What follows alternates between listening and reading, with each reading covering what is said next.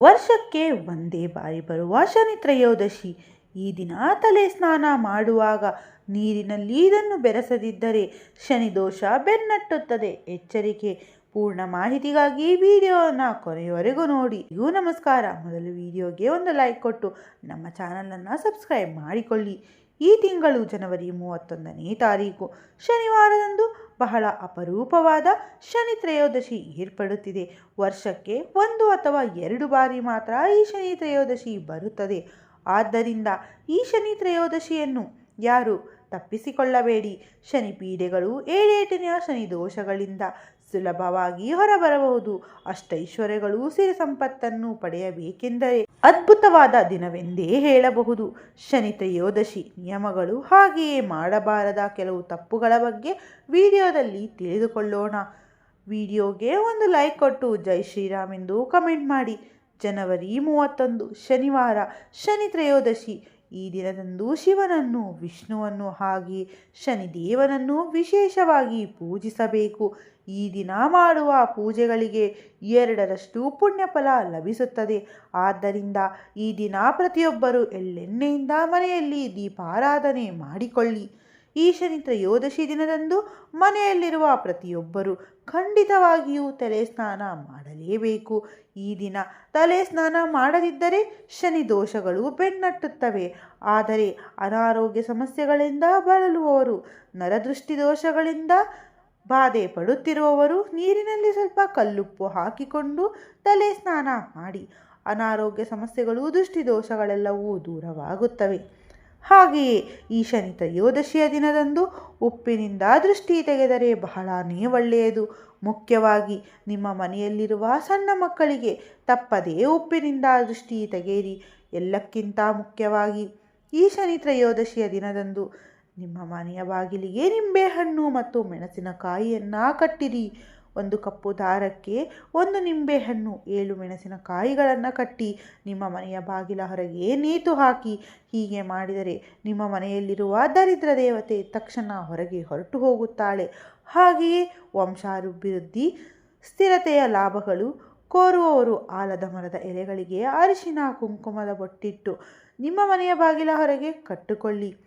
ಈ ಶನಿ ತ್ರಯೋದಶಿಯ ದಿನದಂದು ಏನೇ ಮಾಡಿದರೂ ಶನಿದೇವನಿಗೆ ತೈಲಾಭಿಷೇಕ ಮಾಡಿದರೆ ಸಾಕು. ಜಾತಕ ದೋಷಗಳು, ಶನಿ ದೋಷಗಳು ಎಲ್ಲವೂ ತೊಲಗಿ ನಿಮಗೆ ಒಳ್ಳೆಯ ದಿನಗಳು ಪ್ರಾರಂಭವಾಗುತ್ತವೆ.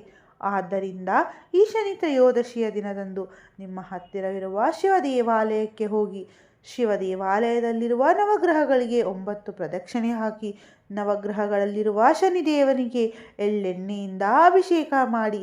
ಆದರೆ ಶನಿದೇವನಿಗೆ ಎಳ್ಳೆಣ್ಣೆಯಿಂದ ಅಭಿಷೇಕ ಮಾಡಲು ಸಾಧ್ಯವಾಗದವರು ಶನಿದೇವನ ಪಾದಗಳ ಹತ್ತಿರ ನೀಲಿ ಬಣ್ಣದ ಪುಷ್ಪಗಳನ್ನು ಇಟ್ಟು ನಮಸ್ಕಾರ ಮಾಡಿಕೊಳ್ಳಿ. ಈ ದಿನ ನವಗ್ರಹಗಳಿಗೆ ಪ್ರದಕ್ಷಿಣೆ ಹಾಕಿದರೆ ಜಾತಕ ದೋಷಗಳೆಲ್ಲವೂ ತಕ್ಷಣ ದೂರವಾಗುತ್ತವೆ. ಆದರೆ ನವಗ್ರಹಗಳಿಗೆ ಪ್ರದಕ್ಷಿಣೆ ಮಾಡಿದ ನಂತರ ಕಾಲು ಕೈಗಳನ್ನು ಶುಭ್ರವಾಗಿ ತೊಳೆದುಕೊಂಡು ಶಿವನ ದರ್ಶನ ಮಾಡಬೇಕು.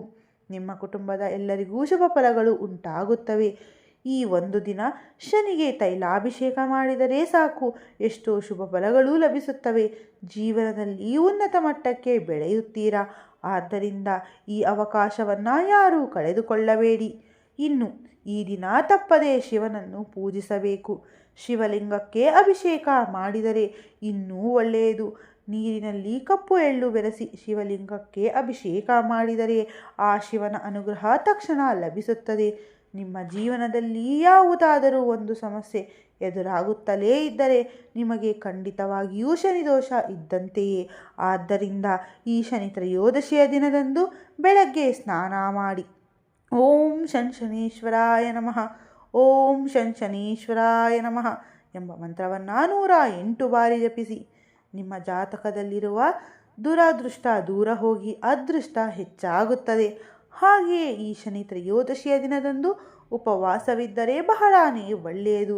ಇನ್ನು ತ್ರಯೋದಶಿಯ ದಿನದಂದು ಪ್ರತಿಯೊಬ್ಬರೂ ನೀಲಿ ಬಣ್ಣದ ವಸ್ತುಗಳು ಅಥವಾ ಕಪ್ಪು ಬಣ್ಣದ ವಸ್ತುಗಳನ್ನು ಧರಿಸಿದರೆ ಶನಿದೇವನ ಅನುಗ್ರಹ ಸುಲಭವಾಗಿ ಲಭಿಸುತ್ತದೆ. ನಮ್ಮ ಪುರಾಣಗಳ ಪ್ರಕಾರ ಈ ಶನಿ ತ್ರಯೋದಶಿಯಂದು ಪ್ರತಿಯೊಬ್ಬರೂ ಶನಿದೀಪ ಹಚ್ಚಬೇಕೆಂದು ನಿಯಮವಿದೆ. ಈ ಶನಿ ದೀಪವನ್ನು ಶಿವ ದೇವಾಲಯದಲ್ಲಿ ಅಥವಾ ನಿಮ್ಮ ಮನೆಯಲ್ಲಿಯೇ ಹಚ್ಚಬಹುದು.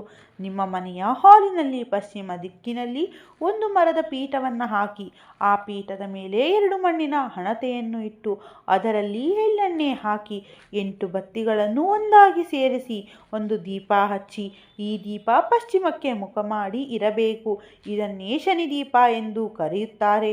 ಶನಿ ತ್ರಯೋದಶಿಯ ದಿನದಂದು ಯಾವುದೇ ಪರಿಹಾರ ಮಾಡಲು ಸಾಧ್ಯವಾಗದವರು ಈ ಒಂದು ಶನಿ ದೀಪ ಹಚ್ಚಿದರೆ ಸಾಕು ಎಂದು ಇಲ್ಲದ ಭೋಗಭಾಗ್ಯಗಳು ಅಷ್ಟೈಶ್ವರ್ಯಗಳು ಲಭಿಸುತ್ತವೆ. ಏಳೇಟಿನ ಶನಿ ದೋಷಗಳೆಲ್ಲವೂ ತಕ್ಷಣ ದೂರವಾಗುತ್ತವೆ. ಶನಿದೇವನ ವಾಹನ ಕಾಗೆ. ಆದ್ದರಿಂದ ಈ ಶನಿ ತ್ರಯೋದಶಿಯ ದಿನದಂದು ಕಾಗೆಗೆ ಆಹಾರ ಹಾಕಿದರೆ ಬಹಳನೇ ಒಳ್ಳೆಯದು. ಹಾಗೆಯೇ ಕಪ್ಪು ಇರುವೆಗಳು ತಿರುಗುವ ಪ್ರದೇಶದಲ್ಲಿ ಸ್ವಲ್ಪ ಸಕ್ಕರೆ ಪುಡಿ ಸಿಂಪಡಿಸಿ. ಹಾಗೆಯೇ ಈ ದಿನ ತಪ್ಪದೆ ಅಶ್ವತ್ಥ ಮರವನ್ನು ಪೂಜಿಸಲೇಬೇಕು. ಈ ದಿನ ಅಶ್ವತ್ಥ ಮರವನ್ನು ಮುಟ್ಟಿದರೆ ಸಾಕು, ಸರ್ವ ಪಾಪಗಳೆಲ್ಲವೂ ತಕ್ಷಣ ನಶಿಸುತ್ತವೆ. ಆದ್ದರಿಂದ ಅಶ್ವತ್ಥ ಮರವನ್ನು ಮುಟ್ಟಿ 11 ಪ್ರದಕ್ಷಿಣೆ ಮಾಡಿ ಕೋರಿದ ಕೋರಿಕೆಗಳೆಲ್ಲವೂ ತಕ್ಷಣ ನೆರವೇರುತ್ತದೆ. ಹಾಗೆಯೇ ಅಶ್ವತ್ಥ ಮರದ ಕೆಳಗೆ ಎಳ್ಳೆಣ್ಣೆಯಿಂದ ದೀಪ ಹಚ್ಚಿದರೆ ಸಾಲ ಬಾಧೆಗಳೆಲ್ಲವೂ ತಕ್ಷಣ ತೀರಿ ಹೋಗುತ್ತದೆ.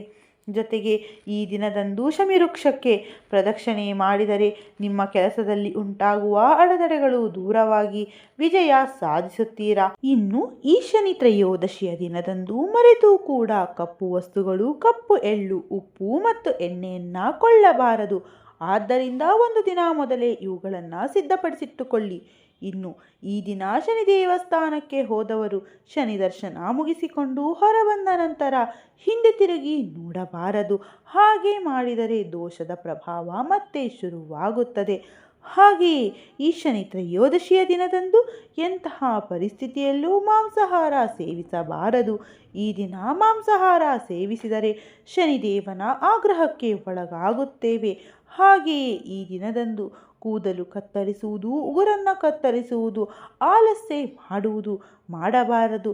ಹಾಗೆಯೇ ಈ ಶನಿ ತ್ರಯೋದಶಿಯ ದಿನದಂದು ಕಾಲಿಗೆ ಕಪ್ಪು ದಾರ ಕಟ್ಟಿಕೊಂಡರೆ ಬಹಳನೇ ಒಳ್ಳೆಯದು.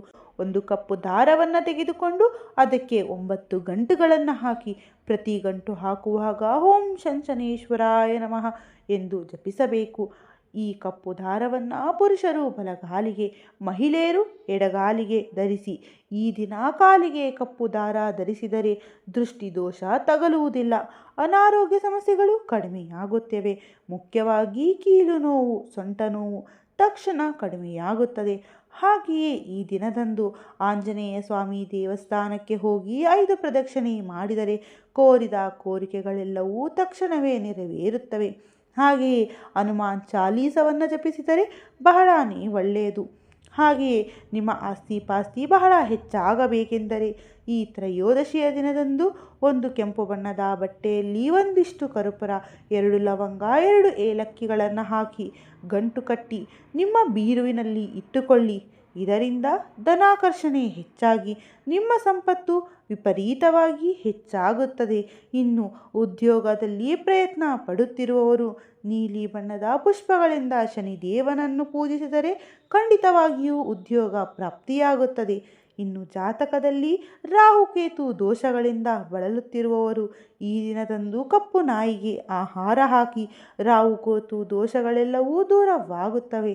ಹಾಗೆಯೇ ಕಪ್ಪು ಹಸುವಿಗೆ ಆಹಾರ ತಿನ್ನಿಸಿದರೆ ಮುಕ್ಕೋಟಿ ದೇವತೆಗಳ ಅನುಗ್ರಹ ತಕ್ಷಣ ಲಭಿಸುತ್ತದೆ. ಇನ್ನು ಕಡುಬಡತನದಿಂದ ಇಬ್ಬದಿ ಪಡುತ್ತಿರುವವರು ಕೆರೆಯಲ್ಲಿರುವ ಮೀನುಗಳಿಗೆ ಆಹಾರ ಹಾಕಿ ಆಕಸ್ಮಿಕ ಧನ ಲಾಭಗಳು ಕೂಡಿ ಬರುತ್ತವೆ. ಇನ್ನು ಈ ಶನಿ ತ್ರಯೋದಶಿಯ ದಿನದಂದು ಎಳ್ಳನ್ನು ದಾನ ಮಾಡಿದರೆ ಬಹಳನೇ ಒಳ್ಳೆಯದು. ಶಿವಾಲಯದಲ್ಲಿರುವ ಬ್ರಾಹ್ಮಣರಿಗೆ ಕಪ್ಪು ಎಳ್ಳನ್ನು ದಾನ ಮಾಡಿ ಅವರ ಆಶೀರ್ವಾದ ಪಡೆಯಿರಿ. ಹಾಗೆಯೇ ಕೋರ್ಟ್ ಕೇಸ್ಗಳಿಂದ ಇಬ್ಬದಿ ಪಡುತ್ತಿರುವವರು ಈ ದಿನ ಯಾರಾದರೂ ಬಡವರಿಗೆ ಛತ್ರಿ ದಾನ ಮಾಡಿ ಕೋರ್ಟ್ ಸಮಸ್ಯೆಗಳು ತಕ್ಷಣ ದೂರವಾಗುತ್ತವೆ. ಇನ್ನು ಶನಿ ತ್ರಯೋದಶಿಯ ದಿನದಂದು ಮನೆಯಲ್ಲಿ ಅನ್ನ ಮಾಡಿದ ನಂತರ ಸ್ವಲ್ಪ ಅನ್ನದಲ್ಲಿ ಕಪ್ಪು ಎಳ್ಳು, ತುಪ್ಪದ ಬೆರೆಸಿ ಮುದ್ದೆಯಂತೆ ಮಾಡಿ ಆ ಅನ್ನದ ಮುದ್ದೆಯನ್ನು ನಿಮ್ಮ ಮನೆಯ ಪಶ್ಚಿಮ ದಿಕ್ಕಿನಲ್ಲಿ ಇಡಿ.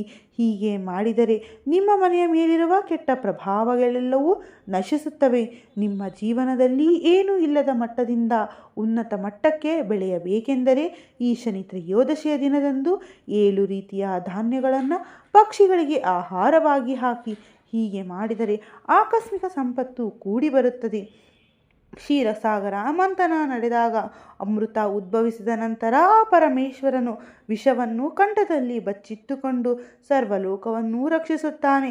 ಶಿವನಿಗೆ ಕೃತಜ್ಞತೆ ಹೇಳಲು ದೇವತೆಗಳೆಲ್ಲರೂ ಶಿವನ ಬಳಿಗೆ ಹೋದ ದಿನವೇ ಈ ತ್ರಯೋದಶಿ ತಿಥಿ. ಆದ್ದರಿಂದ ಈ ಶನಿ ತ್ರಯೋದಶಿ ಎಂದರೆ ಪರಮೇಶ್ವರನಿಗೆ ಬಹಳ ಪ್ರೀತಿ ಪಾತ್ರವಾದದ್ದು. ಈ ವಿಡಿಯೋ ನಿಮಗೆ ಇಷ್ಟವಾಗಿದ್ದರೆ ದಯವಿಟ್ಟು ಲೈಕ್ ಮಾಡಿ, ನಿಮ್ಮ ಸ್ನೇಹಿತರೊಂದಿಗೂ ಹಂಚಿಕೊಳ್ಳಿ. ಜೊತೆಗೆ ಮರೆಯದೇ ನಮ್ಮ ಚಾನಲನ್ನು ಸಬ್ಸ್ಕ್ರೈಬ್ ಮಾಡಿಕೊಳ್ಳಿ. ಜೈ ಶ್ರೀರಾಮ್.